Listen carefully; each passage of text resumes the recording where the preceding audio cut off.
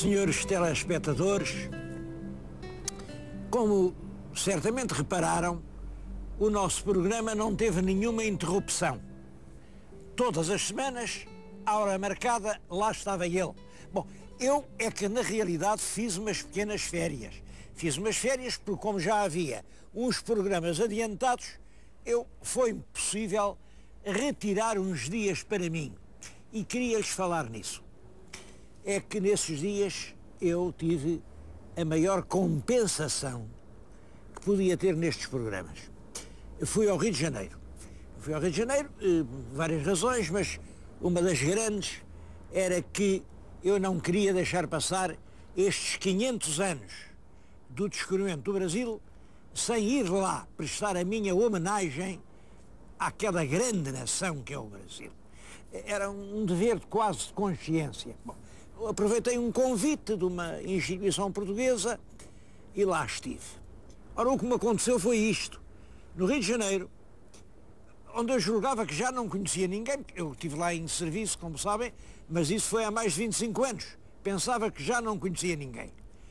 Pois foram dezenas as pessoas que na rua, ali na Avenida do Rio Branco, na Avenida do Uruguai, na Avenida do Chile, atravessavam: o senhor é fulano? Sou, sim senhor. Ah, eu conheço da televisão, eu vejo a sua televisão, o seu programa todas as semanas, muito obrigado. Foi o senhor que me mostrou a terra de papai, a terra da mamãe, a terra da vovó. E eu recebi abraços e agradecimentos de numerosos brasileiros que nunca viram a Portugal e que me vinham agradecer ter sido eu quem lhes mostrou a terra dos avós. Isso emocionou-me muito, porque realmente vi que este trabalho e este esforço não é completamente em vão. Estou a mostrar Portugal aos portugueses, mesmo aos portugueses que não têm a sorte de poder vir a Portugal.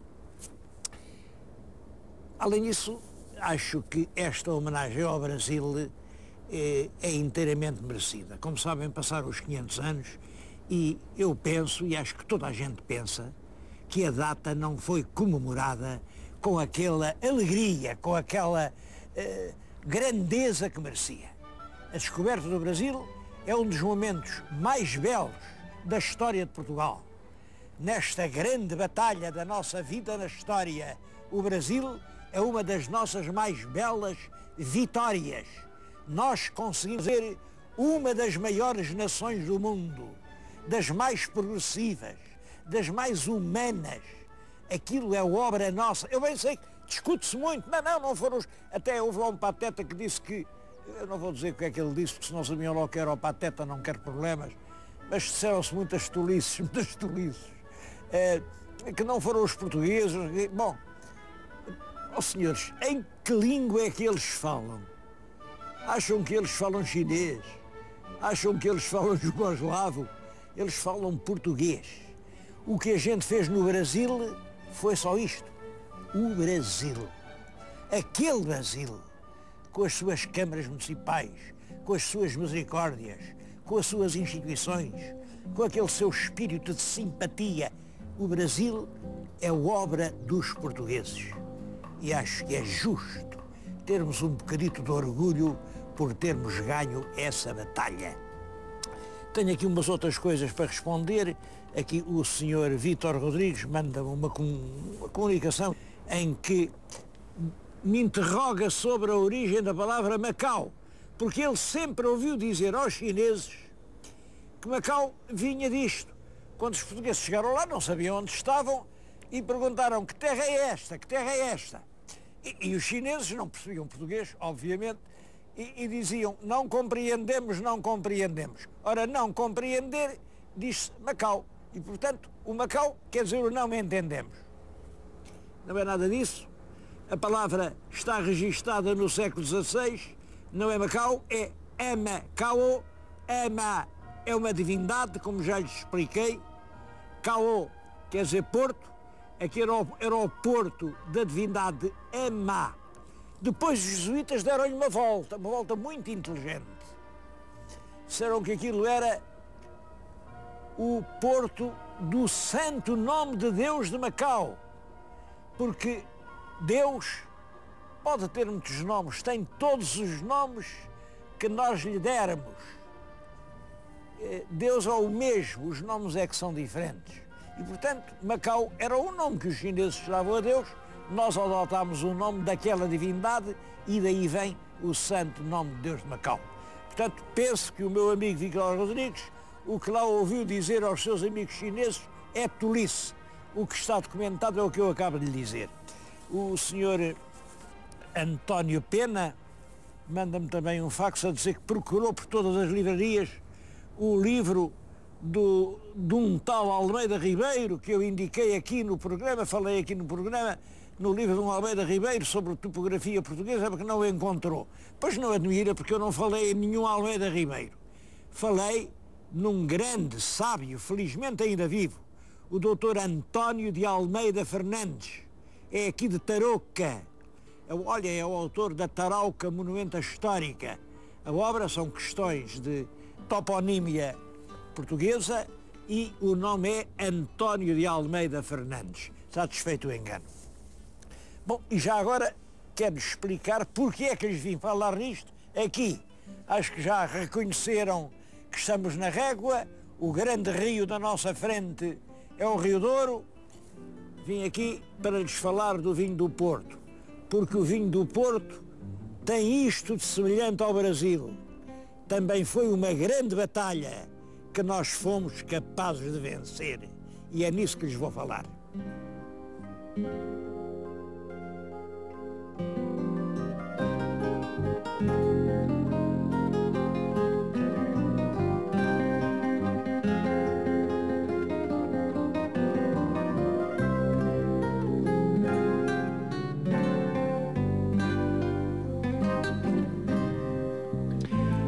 Uma das pessoas que me abordaram no Rio de Janeiro fez-me um pedido. Diz que os avós eram portugueses e a avó era do Gerês e que eu já tinha mostrado o Gerês num programa. Mas o avô era da Galafura. Isso, a Galafura, ele nunca tinha visto. Bom, eu devo dizer que já mostrei num outro programa a Galafura, mas realmente, como o meu amigo não viu, eu prometi-lhe, pois quando chegar a Lisboa, eu vou mostrar-lhe a Galafura. Ora bem, a Galafura é aquela aldeia que se vê além. Tem uma igreja lindíssima. O teto tem 50 painéis com os grandes santos. Olhem, eu penso que foi naquela pia batismal que o seu avô foi batizado. Mas o que faz a Galafura mais famosa é este miradouro. Isto é São Leonardo da Galafura. Há aqui lendas, muitas lendas. Olhem, encontrei aqui uma senhora, professora, que o avô dela, quando veio aqui, encontrou uma mulher linda, de cabelos louros. Bom, e ele, naturalmente, abraçou-a logo, mas o maroto não se limitou a abraçar. Ele foi descendo as mãos, a certa altura percebeu que já não era mulher, era cobra. É a princesa Mirra, uma princesa encantada que já muita gente tem visto por aqui. Anda aqui por estes penedos, parece que aqui por baixo há uma grande caverna, tem sinos de ouros, tem tesouros sem conta. Uma vez veio aqui o senhor Abade, lá da Galafura, e começou a ler o livro do São Cipriano. À medida que lia o livro, abriam-se as entranhas da terra e aparecia o ouro reluzente. Só que nisto, fenderam-se os céus, veio uma trovoada medonha, um raio queimou-lhe o livro e os tesouros sumiram-se todos outra vez. Queridos amigos, eu estou a mostrar a um amigo meu do Rio de Janeiro o que era a terra dos avós dele.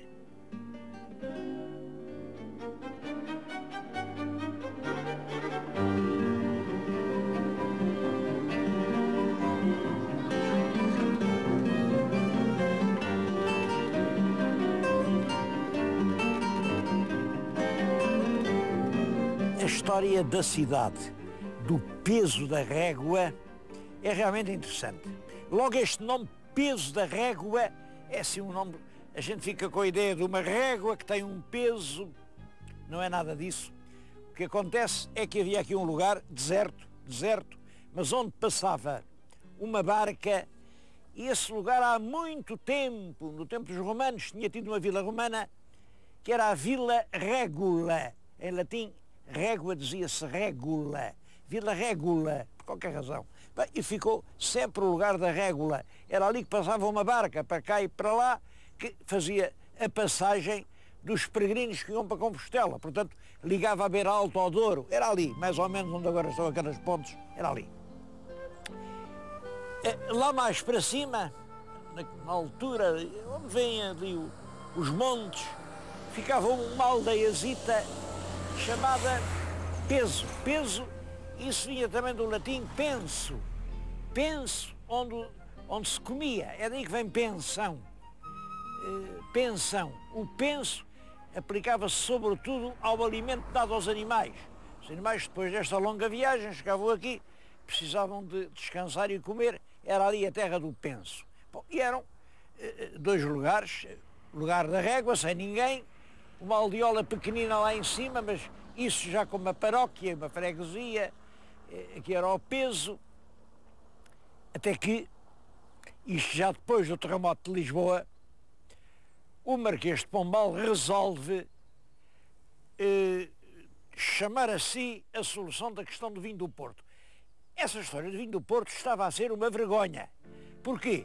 Esta gente trabalhava muito para arranjar o vinho, vendia o vinho a 10.000 réis a pipa, os ingleses compravam-no e vendiam-no a 77.000 réis. Reparem, compravam a 10, vendiam a 77. E toda essa mais-valia ficava nas mãos dos ingleses. E ainda por cima os ingleses protestavam, diziam: estes tipos não vão fazer nada, isto é uma porcaria, uma mistela, misturam aqui uns vinhos que são bons, outros que não prestam, estas terras são boas, mas eles vão buscar. Isto não. Exploravam, protestavam, diziam mal, até que o Marquês de Pombal diz: então, quem vai tratar disso sou eu. E cria uma companhia para fazer o monopólio da venda e exportação do vinho do Porto, quer para fora, quer cá dentro. Eu julgo que a primeira casa da atual cidade do Peso da Régua é aquela, vem ali atrás de mim, uma casa vermelha.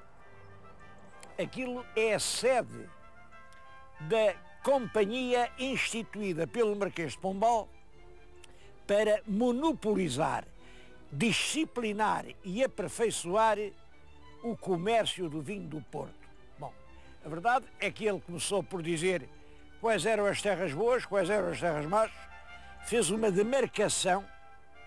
Ainda hoje se podem ver aí os marcos que ele mandou pôr no terreno, ainda estão de pé. É claro, já estão muito poucos, a maior parte foram estragados.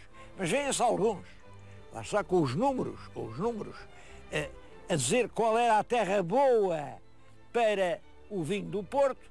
Depois isso foi ampliado, porque depois no tempo da Dona Maria ainda foi corrigido, mas ainda hoje existe uma região demarcada do vinho do Porto, que por sinal é a mais antiga região demarcada do mundo. A partir daí aumenta a produção do vinho, aumenta a qualidade do vinho. E quando eu há 15 anos passei por aí e escrevi um livro em que me mostrei muito preocupado quanto ao futuro do vinho do Porto, porque havia uma crise muito grande, e os lavradores andavam muito desanimados, as pessoas estavam a abandonar as vinhas, não se sabia o que ia acontecer. E eu digo, bom, é uma batalha a ganhar, e ganhamos essa batalha. Hoje, estamos a falar no ano 2000, a produção autorizada de vinho do Porto é de 152.000 pipas. Isto não é de vinho, é de mosto. Como a cada pipa de mosto se acrescenta uma certa quantidade de aguardente vínica, isto representa perto de 200.000 pipas de vinho. Quando a gente pensa que no fim do século XVIII, estávamos muito contentes porque já estávamos a vender 5.000 pipas. 5.000! Pois bem, agora são 200.000. E vende-se todo o que haja e é cada vez mais aperfeiçoado. Essa batalha do vinho, nós ganhamos. Eu acho que a Régua agora tem outra batalha para vencer, que é a do turismo. Bom, mas espero que também seja capaz de ganhá-la.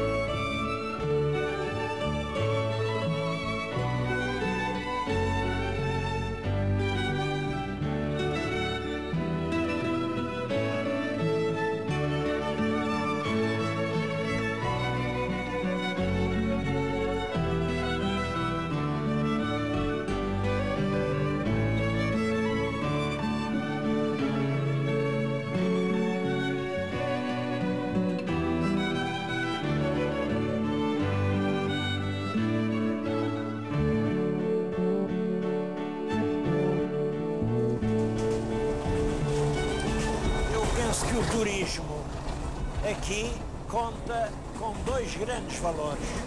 É claro que o primeiro é o vinho. Nesta região cria-se um dos mais famosos vinhos do mundo.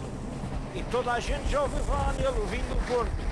Ora bem, além disso, a paisagem é também de uma comovente beleza. Estão a ver, estamos agora no caminho de ferro entre a Régua e o Pinhão. É um percurso com umas dezenas de quilómetros de uma beleza realmente espantosa. Não, acho que na Europa Ocidental não há muitos lugares tão belos como este. E isto agora começa a entrar na moda. Olhem, o ano passado desembarcaram ali na Régua, vindos nos navios, porque agora o Douro já é navegável até à fronteira, desembarcaram já 60.000 pessoas. Esse número cresce de ano para ano. O passeio é realmente muito bonito. As pessoas tomam o barco lá embaixo no Porto e sobem o rio. É um passeio inesquecível. Esses dois fatores, o vinho e a paisagem, se forem inteligentemente combinados, se houver iniciativa, se houver ousadia, se houver sobretudo maneira de ocupar as pessoas. O turismo do futuro é cada vez mais um turismo de estar ocupado, de fazer coisas. Se assim for, eu não tenho dúvida nenhuma de que o Val do Douro vai figurar entre os grandes destinos turísticos da Europa. Antigamente eram, pois, os lagos suíços, depois eram os lagos da Itália, era a Riviera Francesa, agora as praias do Atlântico. Neste século que começa, o Val do Douro, o vinho do Porto e esta boa gente doriense vão ser, a não ser que nós façamos muita asneira, mas tudo indica que vão ser um dos grandes projetos turísticos da Europa do futuro.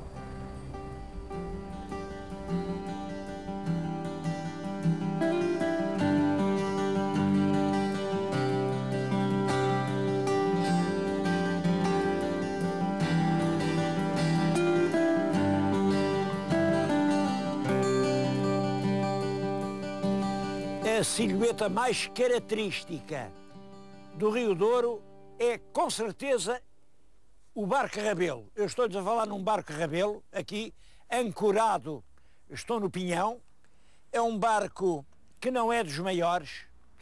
O barco está, é claro, está aqui ancorado para efeitos turísticos e, portanto, tem um carregamento puramente simbólico. Ele tem aqui 6 pipas. As pipas são das verdadeiras, são do tamanho das pipas que se exportavam, mas tem 6. Devo dizer que um barco com esta dimensão podia levar 30 pipas. Os barcos normalmente eram um pouco maiores, levavam 50 pipas. Bom, e quando a produção aumentou, depois do Pombal, chegou a haver navios que levavam 100 pipas. Bom, isso eram, portanto, já 4 camadas e eram tão perigosos que naufragavam e acabaram por ser proibidos. Estes navios têm uma grande importância como documento histórico. Como veem, são navios com um só mastro. Isto tinha uma grande vela, e tem uma grande vela, e não tem leme, é anterior ao leme. O leme aparece na Europa no século XII. Recordam-se que naquele programa sobre o VAR eu lhes falei na enorme importância que os vikings podem ter tido na exploração e na ocupação económica da região. Os vikings vinham de barcos, em barcos que levavam entre 80 e 100 guerreiros. Devo dizer que 100 guerreiros é o equivalente a 50 pipas, quer dizer, a tonelagem, a envergadura do barco é igual. Tinham também só um mastro, tinham também só uma vela e também não tinham leme. Tinham aquele remo de espadela exatamente como este barco. Daí que eu acredito muito que este Rabelo do Rio Douro é o último representante do barco viking que esteve tão presente no nosso litoral, foi até Braga, foi até Lisboa, dobrou a ponta do Algarve, entrou no Mediterrâneo. Os vikings conseguiram fundar um reino na ilha da Sicília. Penso que isto é um vestígio da embarcação viking. E que pena eu tenho que não se cultive mais a tradição do barco Rabelo. A gente vem aí pelo rio, vê meia dúzia, mas sabem quem os fez? São os hotéis, são as empresas vinícolas, fazem isto com fins turísticos. O Estado, desde há mais de 50 anos, não faz um só barco Rabelo. E vai a gente à Itália, por exemplo, a Veneza. Sabem quantas gôndolas se podem ver em Veneza? Milhares, são milhares. A gente chega a qualquer parte, vê logo aquela rapaziada toda, é convidado-os para o barco deles. Bom, as gôndolas são tão medievais como estes barcos. A propósito, quando eu fiz esse programa lá embaixo em Ovar e falava nos moios de sal, por um lapso dizia moios de trigo. Os moios não eram de trigo, eram moios de sal. Isso é muito importante porque quer dizer que fixados ali na foz do rio Var, é daí que vem o Var, os vikings no século XII faziam o resgate de sal para levar para a sua terra para salgar os arenques. Bem, eu acho que é possível que estes lindíssimos barcos venham a ressuscitar. Agora que o Rio Douro já não tem pontos, já não tem pontos de morte, agora que isto é um lago pacífico, podiam andar aqui dezenas de barcos como este, com turistas, com música, com bom vinho do Porto. Por que é que isso se não faz?